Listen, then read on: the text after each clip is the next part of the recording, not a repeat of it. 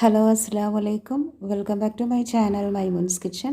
അപ്പം ഇന്നലെ മുഹറം 9-ൻ്റെ നോമ്പ് തുറൻ്റെ കുറച്ച് വിശേഷങ്ങളാണ് ഇന്ന് ഈ ഒരു വ്ളോഗിൽ ഞാൻ ഉൾപ്പെടുത്തിയിട്ടുള്ളത്. കുറച്ച് സ്നാക്സും അതുപോലെ തന്നെ ഡ്രിങ്ക്സും ഡിന്നറും ഒക്കെ ആയിട്ടാണ് ഇന്നലത്തെ നോമ്പ് തുറ. ഒരുപാട് ഐറ്റംസ് ഒന്നും ഇല്ല, ചെറിയ രീതിയിലുള്ള നോമ്പ് തുറ. അപ്പോൾ ആ ഒരു വീഡിയോ എങ്ങനെയാണെന്നുള്ളത് കണ്ടിട്ട് വരാം. അപ്പോൾ രാവിലെ ഒരു 10-11 മണിയൊക്കെ ആയപ്പം ഡിന്നറിന് വേണ്ടിയിട്ടുള്ള ചപ്പാത്തീൻ്റെ മാവൊക്കെ ഇവിടെ കുഴച്ച് വെച്ചിട്ടുണ്ട്. ഇതിപ്പം സാധാരണ നമ്മൾ വെള്ളമൊക്കെ ചേർത്ത് കുഴക്കുന്ന പോലെയല്ല, മൈദയും ആട്ടയും മിക്സാക്കി എടുത്തിട്ട് അതിലേക്ക് ഈ പിരിഞ്ഞ പാലുണ്ടല്ലോ, പാല് പിരിച്ചെടുത്തിട്ടുള്ളത് അത് കുറച്ച് ചേർത്ത് കൊടുത്തതാണ്. ഓൾറെഡി കുറച്ച് പാലുള്ളത് പിരിഞ്ഞത് ഇതിലേക്കിട്ട് കുഴച്ചെടുത്തതാണ്. അപ്പോൾ അത് കുഴക്കുന്ന സമയത്ത് വീഡിയോ എടുക്കാൻ എനിക്ക് പറ്റിയില്ല. പിന്നെ നോമ്പ് തുറക്കുമ്പോഴുള്ള ഡ്രിങ്ക്സിന് വേണ്ടിയിട്ടുള്ള കുറച്ച് കാര്യങ്ങളാണ്. ഇതിന് മുമ്പ് ഞാൻ മിൽക്ക് ഫാലൂദ എന്ന് പറഞ്ഞിട്ടൊരു വീഡിയോ ചെയ്തിട്ടുണ്ടായിരുന്നു. ആ സെയിം റെസിപ്പി തന്നെയാണ് ഇതിലും കാണിക്കുന്നത്. ഞാനിപ്പം കുറച്ച് സാബൂനരിയും അതുപോലെ തന്നെ കുറച്ച് കസ്കാസും ഒന്ന് വെള്ളത്തിലൊരു 10-15 മിനിറ്റ് വെള്ളത്തിലൊന്ന് സോക്ക് ചെയ്ത് വെക്കുന്നുണ്ട്. പിന്നെ സാബൂനരി അത് കഴിഞ്ഞിട്ടൊന്ന് വേവിച്ചെടുക്കണം. ഇതിപ്പം മിൽക്ക് ഫാലൂദക്ക് വേണ്ടിയിട്ടുള്ള കുറച്ച് ഫ്രൂട്ട്സൊക്കെ ഒന്ന് അരിഞ്ഞെടുക്കുകയാണ്. ആപ്പിൾ, പഴം, അതുപോലെ അനാറ്, ഇങ്ങനെയുള്ള കുറച്ച് ഫ്രൂട്ട്സ് നമ്മുടെ അടുത്ത് എന്തൊക്കെയാണോ അവൈലബിൾ ആയിട്ടുള്ള ഫ്രൂട്ട്സ് അതൊക്കെ ഒന്ന് അരിഞ്ഞെടുത്ത് വെക്കാം. പിന്നെ ഇതാ സാബൂനരി വേവിച്ച് വെച്ചിട്ടുണ്ട്. ഇതൊക്കെ ഞാൻ ഡീറ്റെയിൽ ആയിട്ടുള്ള വേറൊരു വീഡിയോയിൽ കാണിച്ചതുകൊണ്ട് അതൊന്നും അങ്ങനെ ഇതിൽ ഞാൻ ഡീറ്റെയിൽ ആയിട്ട് പറയുന്നില്ല. ആ ഒരു വീഡിയോ എല്ലാവരും ഒന്ന് കണ്ടു നോക്ക്. പിന്നെ ഇനിയിപ്പം ഡിന്നറിന് വേണ്ടിയിട്ട് ചപ്പാത്തിയാണ് ഉണ്ടാക്കുന്നത്. അതിനുള്ള ഒരു കറി എന്ന് പറയുന്നത് തലച്ചോറ് കറിയാണ് ഉണ്ടാക്കുന്നത്. തലച്ചോറ് റോസ്റ്റാണ് ഉണ്ടാക്കുന്നത്. അപ്പോൾ തലച്ചോറിൻ്റെ വേറൊരു വീഡിയോ ഞാൻ ഇതിനു മുമ്പ് തലച്ചോറ് റെസിപ്പീൻ്റെ ഇതൊന്ന് കാണിച്ചിട്ടുണ്ട്. അതിൽ ക്ലീൻ ചെയ്യുന്നതൊക്കെ കാണിച്ചിട്ടുണ്ട്. അപ്പോൾ അതേപോലെ ഞരമ്പൊക്കെ എടുത്ത് നന്നായി കഴുകി ക്ലീൻ ചെയ്തിട്ട് ഇതൊന്ന് ആദ്യം പൊരിച്ചെടുക്കണം. പൊരിച്ചെടുത്തതിന് ശേഷമാണ് റോസ്റ്റ് ചെയ്യുന്നത്. അപ്പോൾ അടിപൊളി ടേസ്റ്റ് ആയിരിക്കും. അപ്പം ഈ ഒരു തലച്ചോറിലേക്ക് കുറച്ച് മസാല ഒന്ന് പുരട്ടിയിട്ട് വേണം നമ്മളൊന്ന് പൊരിച്ചെടുക്കാൻ. അതിനെന്താ വേണ്ടതെന്ന് വെച്ചാൽ ഞാനിപ്പോൾ ഒരു ബൗളിലേക്ക് കുറച്ച് മുളക് പൊടി, മഞ്ഞൾപ്പൊടി, കുറച്ച് മല്ലിപ്പൊടി എന്നിവ ചേർത്തിട്ട് അതിലേക്ക് കുറച്ച് വെള്ളവും ഓയിലും ആവശ്യത്തിനുള്ള ഉപ്പും കൂടെ ചേർത്ത് കൊടുക്കണം. നല്ലൊരു പേസ്റ്റാക്കി എടുത്തിട്ട് ഈ ഒരു പേസ്റ്റ് നമ്മൾ ഈ കഴുകി ക്ലീൻ ചെയ്ത് വെച്ചിട്ടുള്ള കട്ട് ചെയ്ത് വെച്ചിട്ടുള്ള തലച്ചോറിലേക്ക് അങ്ങോട്ട് മിക്സാക്കി എടുക്കാം. നന്നായിട്ട് കൈ കൊണ്ടങ്ങ് മിക്സാക്കി എടുത്താൽ മതി.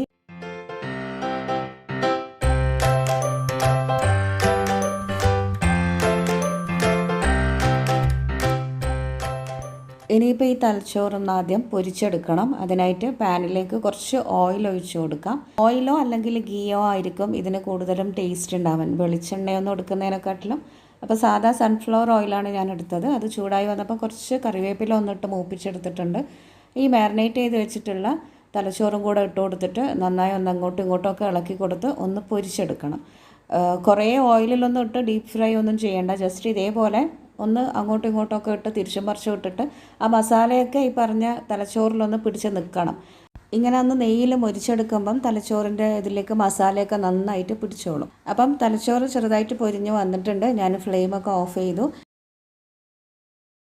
പിന്നെ ഇതിപ്പം സ്നാക്കിന് വേണ്ടിയിട്ട് ബീഫ് സ്റ്റിക്കി ബർഗറാണ് ഉണ്ടാക്കുന്നത്. അപ്പോൾ ഇതിൻ്റെ ഒരു ഡീറ്റെയിൽഡ് റെസിപ്പി ഞാൻ വേറെ തന്നെ ഇനി വീഡിയോയിൽ ചെയ്യാം. കാരണം ഇതിൽ എനിക്ക് വീഡിയോയിൽ കാണിക്കാൻ പറ്റിയിട്ടില്ല. അപ്പോൾ അത് സെപ്പറേറ്റ് ആയിട്ട് തന്നെ ഞാൻ കാണിക്കാം. മിൻസ് ചെയ്ത ബീഫ് വെച്ചിട്ട് നല്ല യമ്മി ബർഗറാണ്. ഇനിയിപ്പം തലച്ചോറ് മസാല ഒന്ന് റോസ്റ്റ് ചെയ്തെടുക്കണം. അപ്പോൾ അതിനായിട്ട് ഒരു വലിയൊരു ഉള്ളി എടുത്തിട്ടുണ്ട്, ചെറിയ കഷ്ണം ഇഞ്ചി, 3-4 വെളുത്തുള്ളി, 2 പച്ചമുളക് എന്നിവ ഒന്ന് ചോപ്പ് ചെയ്തെടുക്കുന്നുണ്ട്. ചെറുതായിട്ട് നുറുക്കിയിട്ട് അരിഞ്ഞെടുത്താൽ മതി. നമ്മൾ റോസ്റ്റ് ചെയ്തെടുക്കുമ്പം ഈ ഒരു സംഭവങ്ങളൊന്നും അങ്ങനെ എടുത്ത് കാണാത്ത വിധത്തിലൊന്ന് കുഴഞ്ഞു പോയ വിധത്തിൽ അങ്ങനെ ഒന്ന് ആക്കിയെടുക്കണം. അതിനെ ഞാനിപ്പം നന്നായിട്ടൊന്ന് അരിഞ്ഞെടുക്കുന്നുണ്ട്. അപ്പോൾ തലച്ചോറ് പൊരിച്ചെടുത്ത ഈ സെയിം പാനിൽ തന്നെയാണ് ബാക്കിയുള്ള മസാലയൊക്കെ റെഡിയാക്കുന്നത്. ഈ ഒരു ഫ്ലേവറും നെയ്യും തലച്ചോറിൻ്റെ ആ ഒരു ഫ്ലേവറൊക്കെ അതിലുണ്ടാവുമല്ലോ. അപ്പം തലച്ചോറ് ഇനിയിപ്പോൾ എടുത്ത് കോരി മാറ്റിയിട്ടുണ്ട്. ഇതിലേക്ക് 1 ടേബിൾ സ്പൂൺ ഗീയും 2 ടേബിൾ സ്പൂണോളം ഓയിലും കൂടെ ഒഴിച്ചു കൊടുത്തിട്ടുണ്ട്. എന്നിട്ട് അരിഞ്ഞു വെച്ചിട്ടുള്ള ഉള്ളി, പച്ചമുളക്, ഇഞ്ചി, വെളുത്തുള്ളി ഇവയെല്ലാം കൂടെ ഇട്ട് നന്നായി ഒന്നങ്ങ് മിക്സാക്കി വഴറ്റിയെടുക്കണം. അത്യാവശ്യം നെയ്യിൽ കിടന്നിട്ട് നമ്മുടെ സവാള ഒന്ന് നന്നായി മൂത്ത് വഴന്ന് കുഴഞ്ഞ പോലെ ആയി വരണം. അതുവരെ ഒന്നിട്ടങ്ങ് വഴറ്റിയെടുക്കാം. പിന്നെ ഞാനിപ്പം ഉപ്പ് ചേർക്കുന്നില്ല, കാരണം നമ്മൾ തലച്ചോറ് പൊരിക്കുമ്പോൾ അത് മാരിനേറ്റ് ചെയ്യുമ്പോൾ കുറച്ച് ഉപ്പൊക്കെ ചേർത്തതാണ്. അപ്പോൾ ആ ഉപ്പ് എന്തായാലും ഇതിലുണ്ടാവും. നോക്കിയിട്ട് വേണമെങ്കിൽ ലാസ്റ്റ് ചേർത്ത് കൊടുക്കാം. അപ്പം നമ്മുടെ ഉള്ളിയൊക്കെ അത്യാവശ്യം നന്നായി വഴന്ന് എന്താ പറയുക ഒന്ന് കുഴഞ്ഞ പോലെ ആയിട്ടുണ്ട്. ഇതിലേക്ക് ഇനി 2 മീഡിയം വലിപ്പത്തിലുള്ള തക്കാളി അരിഞ്ഞിട്ടങ്ങ് ചേർത്ത് കൊടുക്കാം. നന്നായി ഒന്നങ്ങ് മിക്സ് ആക്കിയെടുക്കാം. അപ്പോൾ ഇനി ഈ തക്കാളിയും ഉള്ളിയും ഒക്കെ ഒന്ന് കിടന്ന് നന്നായി വഴന്ന് കുഴഞ്ഞ പോലെ ആവണം. അതുവരെ ജസ്റ്റ് ഒന്ന് ഇളക്കി കൊടുത്തിട്ട് അടച്ചു വെച്ച് കൊടുക്കാം. ഒരു മീഡിയം ഹൈ ഫ്ലെയിമിൽ 1 മിനിറ്റൊക്കെ ഒന്ന് അടച്ചു വെച്ചാൽ മതി. അപ്പോഴേക്കും നന്നായിട്ട് കുഴഞ്ഞ പോലെയാകും. അങ്ങനെ ഇപ്പം ഉള്ളിയും തക്കാളിയൊക്കെ അത്യാവശ്യം കുഴഞ്ഞിട്ടുണ്ട്. തക്കാളിയൊക്കെ നന്നായിട്ട് ഉടഞ്ഞിട്ടുണ്ട്. ഇനിയിപ്പോൾ ഇതിലേക്ക് കുറച്ച് പൊടികൾ ചേർത്ത് കൊടുക്കണം. 1 ടീസ്പൂൺ മല്ലിപ്പൊടി, 1 ടീസ്പൂൺ മുളക് പൊടി, 1/2 ടീസ്പൂൺ മഞ്ഞൾപ്പൊടി എന്നിവ ചേർത്തിട്ട് നന്നായി മിക്സ് ആക്കിയെടുക്കാം. പിന്നെ തലച്ചോറ് പൊരിച്ചെടുക്കുമ്പോൾ കുറച്ച് പൊടികളൊക്കെ ചേർത്തിനല്ലോ, അതുകൊണ്ട് ഇതിൽ കുറച്ച് മതിയാവും. നന്നായി മിക്സ് ആക്കിയതിന് ശേഷം പൊടികളുടെ പച്ചമണമൊക്കെ മാറി വരുമ്പം ഇതിലേക്ക് 1/2 ഗ്ലാസ് വെള്ളം ഒഴിച്ചു കൊടുക്കുക. എന്നിട്ട് ആ ഒരു ഗ്രേവി ആക്കിയെടുക്കാം. നല്ലൊരു ഗ്രേവി ആക്കിയെടുക്കാം. നന്നായിട്ടൊന്ന് തിളപ്പിച്ചെടുത്തതിന് ശേഷം ഇതിലേക്ക് നമ്മൾ പൊരിച്ച് വെച്ചിട്ടുള്ള ആ ഒരു തലച്ചോറും കൂടെ ചേർത്ത് കൊടുത്തിട്ട് ഒന്നങ്ങ് മിക്സ് ആക്കിയെടുക്കാം. ആദ്യം നന്നായി ഈ ഒരു ഗ്രേവിയും തലച്ചോറും ഒക്കെ നന്നായി മിക്സ് ആക്കിയെടുക്കാം. അതിന് ശേഷം നമുക്ക് ആവശ്യമാണെങ്കിൽ മാത്രം കുറച്ച് വെള്ളം ഒഴിച്ച് കൊടുക്കാം. ഇങ്ങനെ മതിയെന്നുണ്ടെങ്കിൽ ഇത് വെച്ച് ഫിനിഷ് ചെയ്യാം. ഞാനിപ്പം കുറച്ചും കൂടെ വെള്ളം ഒഴിച്ച് കൊടുത്തിട്ട് ഒന്ന് തിക്കാക്കി എടുക്കുന്നുണ്ട്. 1 ഗ്ലാസ് വെള്ളം കൂടെ ഒഴിച്ച് കൊടുത്തിട്ട് നന്നായി ഒന്നുകൂടെ തിളപ്പിച്ച് ഫ്ലെയിം ഓഫ് ചെയ്യാം. ഇനി ഈ ഗ്രേവി ഒന്ന് തിളക്കാനായിട്ട് നമുക്ക് അടച്ച് വെക്കാം.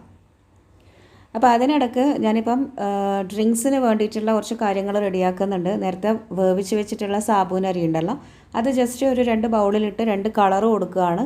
പിസ്ത ഫ്ലേവേർഡും അതുപോലെ തന്നെ മാംഗോ ഫ്ലേവേർഡുമാണ് ഞാനിപ്പം ആക്കുന്നത്. കുറച്ചായിട്ട് 2 ബൗളിലിട്ട് കൊടുത്തിട്ട് കുറച്ച് പിസ്ത എസൻസും അതുപോലെ തന്നെ കുറച്ച് മാംഗോ എസൻസും ചേർത്ത് കൊടുത്തിട്ടുണ്ട്. പിന്നെ ഫ്രൂട്ട്സായിട്ട് നേരത്തെ ഞാൻ കുറച്ച് അരിഞ്ഞ് വെച്ചിട്ടുണ്ട്. അതിൻ്റെ കൂടെ കുറച്ച് വാട്ടർമെലൺ വത്തക്കയും കൂടെ അരിഞ്ഞെടുക്കുന്നുണ്ട്.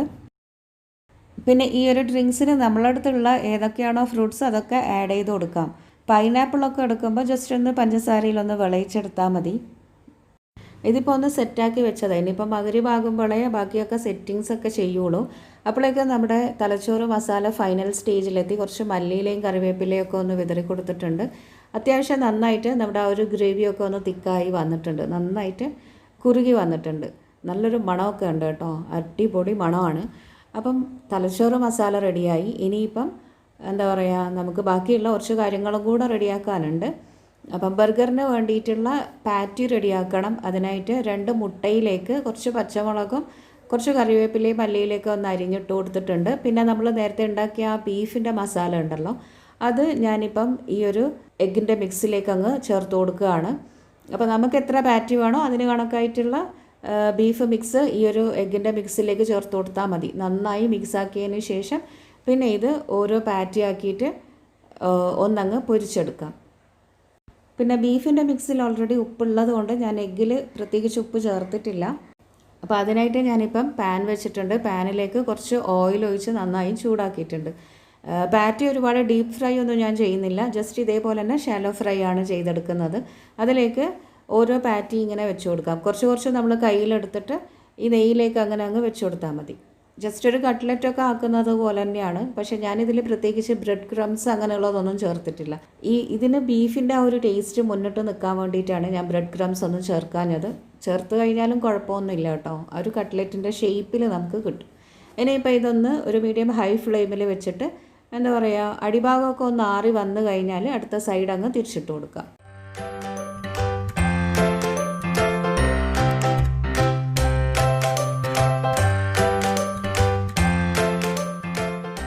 ഇനിയിപ്പോൾ 1-2 മിനിറ്റ് ഒരു സൈഡ് ഒന്ന് കുക്കായതിന് ശേഷം അടുത്ത സൈഡിലേക്ക് അങ്ങ് തിരിച്ചിട്ട് കൊടുത്തിട്ട് എല്ലാം ഇതേപോലെ ഫ്രൈ ചെയ്തെടുക്കാം.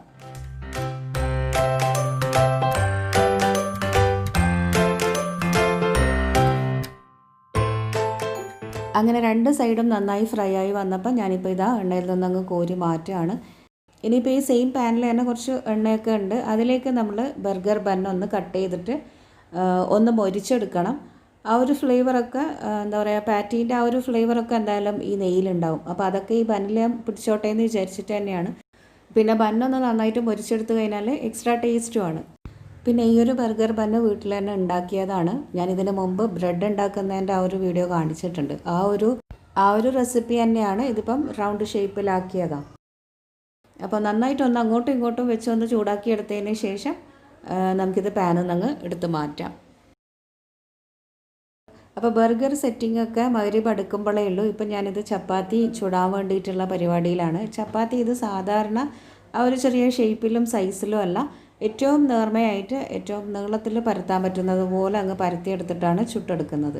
അപ്പം നേർമയായിട്ട് ഏറ്റവും വലിയ സൈസിൽ പരത്തിയാലും ഇതങ്ങനെ ഭയങ്കര ഹാർഡായിട്ടൊന്നും ഉണ്ടാവില്ല. കാരണം നമ്മുടെ ഇതിലേക്ക് കുറച്ച് പാലും അതുപോലെ തന്നെ പിരിഞ്ഞ് വന്നിട്ടുള്ള പാലുണ്ടല്ലോ, അതും കൂടിയാണ് ചേർത്ത് കൊടുക്കുന്നത് കുഴക്കുമ്പോൾ. അതുകൊണ്ട് നല്ല സോഫ്റ്റായിട്ട് തന്നെ ഉണ്ടാവും. നന്നായി പരത്തിയെടുത്ത ചപ്പാത്തി പിന്നെ സാധാരണ നമ്മൾ ചപ്പാത്തി ചുടുന്ന പോലെ തന്നെ കല്ലിലിട്ട് അങ്ങോട്ടും ഇങ്ങോട്ടും വെച്ച് കുറച്ച് നെയ്യ് വേണമെങ്കിലൊക്കെ ഒന്ന് പുരട്ടി കൊടുക്കാം കേട്ടോ. ഇനിയിപ്പം നെയ്യൊന്നും ഇല്ലാണ്ട് ഡ്രൈ ആയിട്ടാണ് ഉണ്ടാക്കുന്നതെങ്കിൽ അങ്ങനെയും കുഴപ്പമില്ല, നല്ല സോഫ്റ്റാണിത്. അപ്പം ഈ ഒരു ചപ്പാത്തീൻ്റെ റെസിപ്പി ഞാൻ കുഴക്കുന്നത് എൻ്റെ അടുത്ത് വീഡിയോ എടുക്കാൻ പറ്റിയില്ല. രാവിലെ തന്നെ കുഴച്ചപ്പോൾ ഞാൻ അത് ആലോചിച്ചില്ല കേട്ടോ. ഒന്നുമില്ല, അതിൻ്റെ ആ ഒരു ഇതെന്ന് പറയുന്നത് പാല് പിരിഞ്ഞ് വന്നത് കണ്ടപ്പം അതിട്ടിട്ട് മാവ് കുഴച്ചെടുത്തതാണ്. അപ്പം ഇനിയിപ്പം പാല് പിരിക്കാനുള്ളത് ഞാനിതിന് പറഞ്ഞിട്ടുണ്ട്. കുറച്ച് വിനീഗർ ഒഴിച്ച് കൊടുത്താൽ മതി, ചെറിയ ചൂടുള്ള പാലിൽ. റെഡ് വെൽവെറ്റൊക്കെ ചെയ്യുമ്പോൾ ചെയ്യുന്നില്ലേ, ആ ഒരു രീതി തന്നെയാണ്.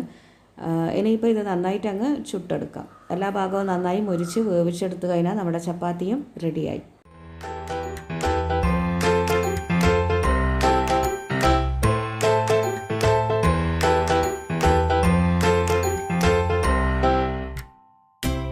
അപ്പോൾ ഈ ഒരു ചപ്പാത്തി എത്രയും നേർമയായിട്ട് പരത്തിയാലും കഴിക്കാൻ അടിപൊളിയാണ് കേട്ടോ. ഞാനിത് നേർമയായിട്ടാണ് പരത്തിയെടുത്തിട്ടുള്ളത്. ഇനി ഇതേപോലെ തന്നെ ബാക്കിയുള്ളതും ചുട്ടെടുക്കാം.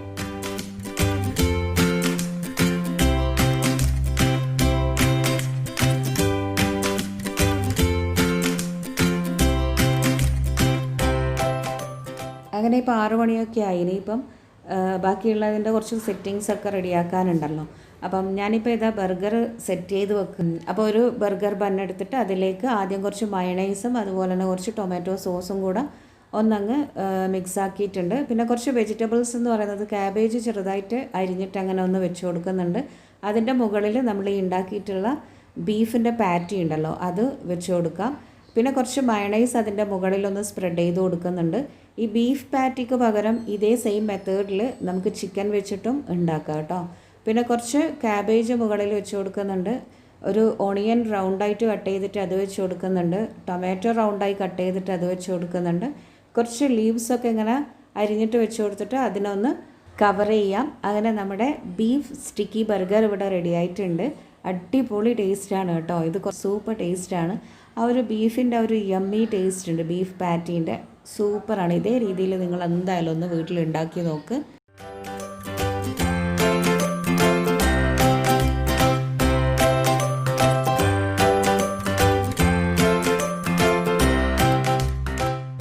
അങ്ങനെ ബർഗർ അവിടെ സെറ്റാക്കി വെച്ചിട്ടുണ്ട്. ഇനിയിപ്പം ഡ്രിങ്ക്സിന് വേണ്ടിയിട്ട് ഈ മിൽക്ക് ഫാലൂദ ഞാൻ മുമ്പ് കാണിച്ചതുപോലെ തന്നെ ഗ്ലാസ്സിൽ ഓരോ ലെയറായിട്ടാണ് ഞാനിപ്പം ഓരോന്നും സെറ്റാക്കുന്നത്. കുറച്ച് മുന്തിരി, കുറച്ച് വാട്ടർമെലൺ, പിന്നെ കുറച്ച് നമ്മുടെ സാബൂനരി കളർ ചെയ്ത് വെച്ചിട്ടുണ്ടല്ലോ അത്, പിന്നെ കുറച്ച് കസ്കാസ്, ഇതൊക്കെ വെച്ചിട്ട് പിന്നെ അരിഞ്ഞ് വെച്ചിട്ടുള്ള കുറച്ച് ഫ്രൂട്ട്സ് മുകളിൽ ഇങ്ങനെ ലെവൽ ചെയ്ത് വെച്ച് കൊടുത്തിട്ടുണ്ട്. പിന്നെ മുകളിൽ കുറച്ച് നട്ട്സും കൂടെ വെച്ച് കൊടുക്കാം. കാഷ്യൂ, ആൽമണ്ടൊക്കെ ഒന്ന് ചോപ്പ് ചെയ്തിട്ട് വെച്ച് കൊടുക്കാം. അങ്ങനെ ഇപ്പം ഞാനിതാ ഒരു വലിയൊരു ഗ്ലാസ്സിലും പിന്നെ ഒരു ചെറിയ 3 ഗ്ലാസ്സിലും സെറ്റാക്കി വെച്ചിട്ടുണ്ട്. ഇനിയിപ്പോൾ ഇതിൻ്റെ മുകളിൽ നമുക്ക് ഒഴിച്ചു കൊടുക്കാനുള്ള എന്താണെന്ന് വെച്ചാൽ ഇതിപ്പം ഫ്രീസറിൽ വെച്ച് കട്ടയാക്കിയിട്ടുള്ള പാലാണ്. ഇതിലേക്ക് കുറച്ച് പഞ്ചസാരയും കൂടെ ചേർത്തൊന്ന് അടിച്ചെടുക്കണം, ആ ഒരു സ്വീറ്റ് കിട്ടണമല്ലോ. അപ്പോൾ അതിന് വേണ്ടിയിട്ട് പിന്നെ ഇതിലേക്ക് ചേർത്ത് കൊടുക്കുന്നത് ഐസ്ക്രീമാണ്. ഞാനിപ്പം പപ്പായിൻ്റെ ടെൻഡർ കോക്കനട്ട് ഐസ്ക്രീമാണ് എടുത്തത്. അപ്പോൾ അത് കുറച്ചൊരു 4-5 സ്കൂപ്പ് ഇതിലേക്ക് ഈ പാലിലേക്ക് ഇട്ടിട്ട് ഒന്ന് ബ്ലെൻഡ് ചെയ്തെടുക്കാം. ജസ്റ്റ് ഒന്ന് ബ്ലെൻഡ് ചെയ്തെടുത്താൽ മതി, ആ ഒരു പാലിൽ ഈ ഒരു ടേസ്റ്റ് കിട്ടണമല്ലോ, അതിന് വേണ്ടിയിട്ട്. എന്നിട്ട് ഒന്ന് ബ്ലെൻഡ് ചെയ്തെടുത്തതിന് ശേഷം പിന്നെ നമ്മൾ ഈ ലെയർ ചെയ്ത് വെച്ചിട്ടുള്ള ഗ്ലാസ് ഉണ്ടല്ലോ അതിൻ്റെ മുകളിലൂടെ അങ്ങ് ഒഴിച്ചു കൊടുക്കാം. ഒഴിച്ചു കൊടുക്കുമ്പം പെട്ടെന്ന് തന്നെ ഇത് താഴോട്ടേക്ക് പോകില്ല. ജസ്റ്റ് ഒന്ന് അങ്ങനെ അങ്ങ് കുത്തി കുത്തി കൊടുത്തിട്ട് പാലങ്ങ് താഴോട്ടേക്ക് ആക്കിയാൽ മതി. പിന്നെ ഇങ്ങനെ ഒരു മെത്തേഡ് നമ്മൾ ഫാലൂദയൊക്കെ കുടിക്കുന്നില്ലേ, ആ ഒരു മെത്തേഡ്. അതല്ലാണ്ട് നമ്മൾ ഈ ബ്ലെൻഡ് ചെയ്ത് വെച്ചിട്ടുള്ള പാൽ ഐസ്ക്രീം മിക്സ് ഉണ്ടല്ലോ അതിലേക്ക് നമ്മൾ ഈ ഗ്ലാസ്സിൽ ലെയർ ചെയ്ത് വെച്ചിട്ടുള്ള എല്ലാം കൂടെ ഇട്ടങ്ങ് മിക്സ് ആക്കിയതിന് ശേഷം അത് ഓരോ ഗ്ലാസ്സിലായിട്ട് ഒഴിച്ചിട്ട് അങ്ങനെയും കുടിക്കാം. ഫാലൂദ പോലെ എന്താ പറയുക, ഓരോ ലെയറായിട്ട് കുടിക്കുന്നതിനെക്കാട്ടിലും അതാണ് കുറച്ചും കൂടെ ഇതിന് ടേസ്റ്റും കിട്ടാൻ.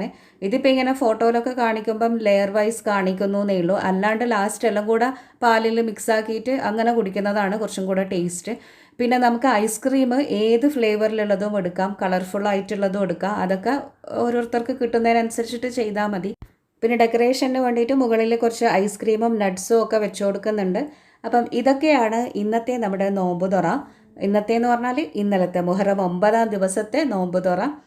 അപ്പോൾ നോമ്പ് തുറയൊക്കെ സാധാരണ പറയുന്ന പോലെ തന്നെ ഈത്തപ്പഴം വെച്ച് നോമ്പ് തുറന്ന് പിന്നെ സ്നാക്സും ഡ്രിങ്ക്സും ഒക്കെ കഴിഞ്ഞതിന് ശേഷം രാത്രി ഒരു 9-10 മണിയൊക്കെ ആവും എന്തായാലും നാസ്ത കഴിക്കാനായിട്ട്.